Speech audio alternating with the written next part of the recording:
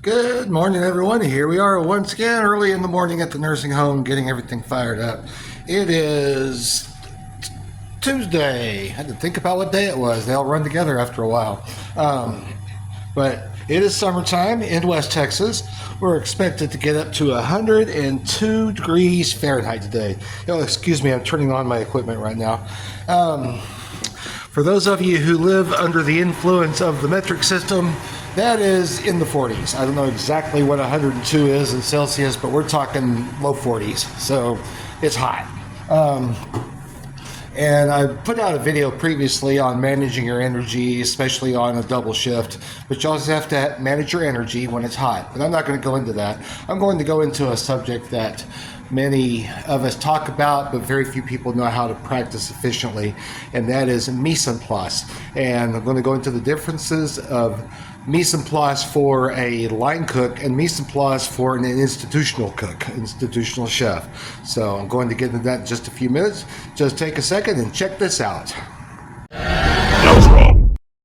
You already know, when you're on the line, your knife isn't a tool, it's an extension of your hand. If it can't keep up, neither can you. Dalstrong knives are built for that pressure. High-carbon steel holds a razor edge through long prep and brutal services, so you're not stopping to baby your blade mid-shift.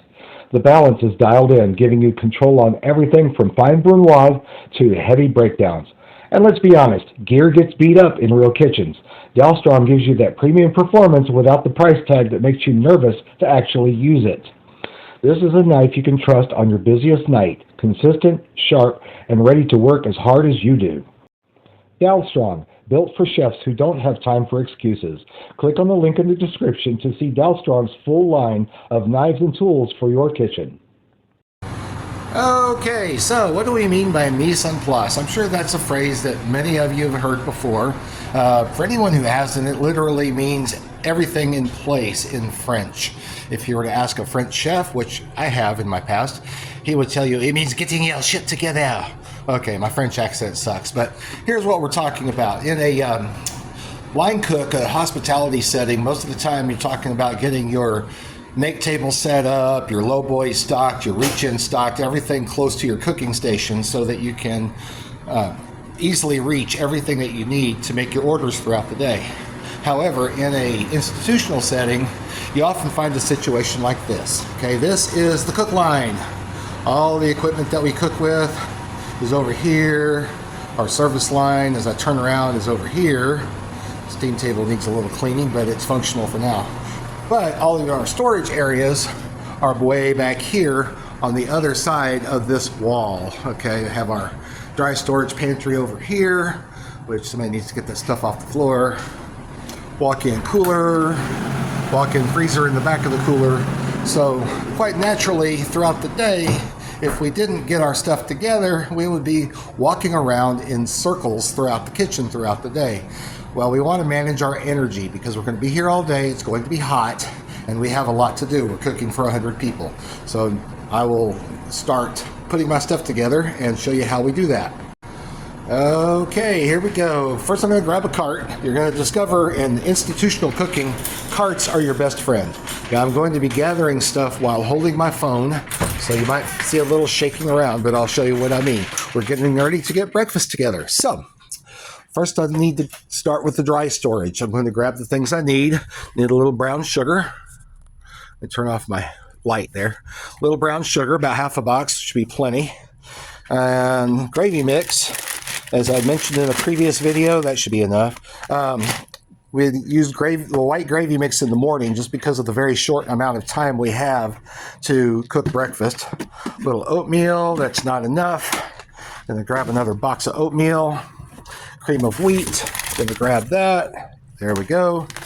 And I believe that's everything I need from the dry storage to get breakfast together. Now I'm going to move over to the walk-in cooler.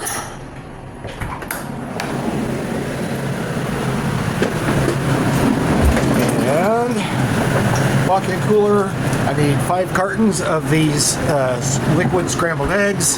I know. Some people are like, why not crack whole eggs? But as I mentioned before, the issue we have here is limited time. I have a very short period of time to put this together, so we're going to use the liquid eggs. Bacon, right here. Put it on my cart. Sausage, right here. Going on my cart. A little bit of margarine right here, going on my cart. And we're having biscuits and gravy today, so I'm going to go into the freezer and grab a case of frozen biscuit dough. Yes, I know it's another cheat, but like I said, we have an hour to get breakfast together.